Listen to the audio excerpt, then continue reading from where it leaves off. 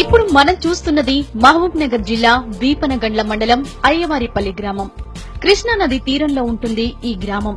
ఎక్కువగా బ్రాహ్మణులు నివసించడం వల్ల ఈ గ్రామానికి అయ్యవారిపల్లె అని పేరు వచ్చింది. ఇక స్టోరీలోకొస్తే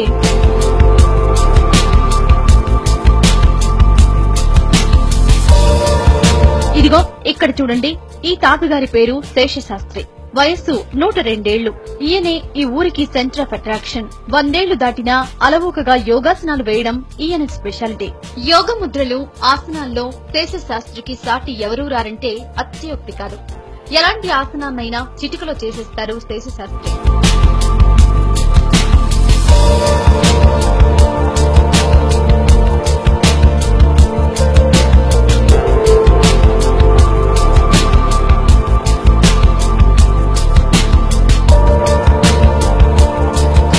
ఏళ్లుగా యోగాసనాలు వేస్తున్నారు శేషశాస్త్రి. తెల్లవారక ముందే లేవడం, కాలకృత్యాలు తీర్చుకోవడం, యోగాసనాలు వేయడం, ఇలా మొదలవుతుంది తాతగారి దినచర్య. స్నానాది కార్యక్రమాల తర్వాత పేపర్ చదువుతారు. శాకాహారం మాత్రమే తీసుకుంటారు. మిత ఆహారంతో మంచి ఆరోగ్యాన్ని పొందొచ్చు అనడానికి శేషశాస్త్రి తాత చక్కటి ఉదాహరణ.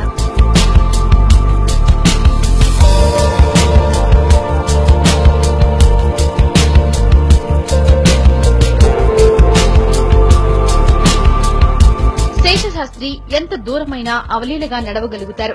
తన పనులకు ఎవరి మీద ఆధారపడరు. మెట్లు చకచకా ఎక్కేస్తారు. స్పష్టంగా రాయగలుగుతారు, చదవగలుగుతారు. ఎక్కడ ఎలాంటి తొట్రుపాటు ఉండదు. ఈ కాలం కుర్రకారు కంటే ఎంతో గ్రేట్ అనేంతగా ఉంటాయి శేషశాస్త్రి తాత పనులు. సాధారణంగా వయసు పెరిగే కొద్దీ ఎవరినైనా రోగాలు పట్టి పీడిస్తుంటాయి. కానీ ఈ తాతకు మాత్రం ఎలాంటి అనారోగ్య సమస్య ఇప్పటి వరకు తలెత్తలేదు. నేను 30 ఏళ్ల వయస్సులో ఒకనొకప్పుడు పేపర్ అలవాటు నాకు. ఆ పేపర్ చూస్తుండగా ఆరోగ్య విషయాల గురించి పేపర్లో చాలా విషయంగా రాస్తున్నారు.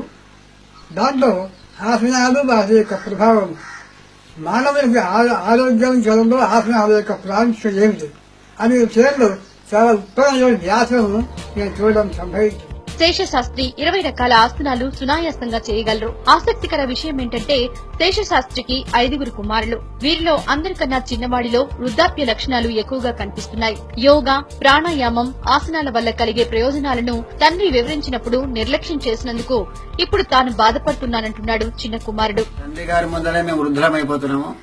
మా తండ్రి గారు చేస్తారు కానీ పనులు మాకు చేత కావడం లేదు. ఎందుకు దీనికి కారణం అంటే అది యోగాని గురించి మా నాన్నగారు ఎన్నిసార్లు చెప్పినా కూడా యోగా నేర్చుకోండి, యోగా చేయండి చెప్పినా కూడా మేము దానిపైన నిర్లక్ష్యం చేసినాము.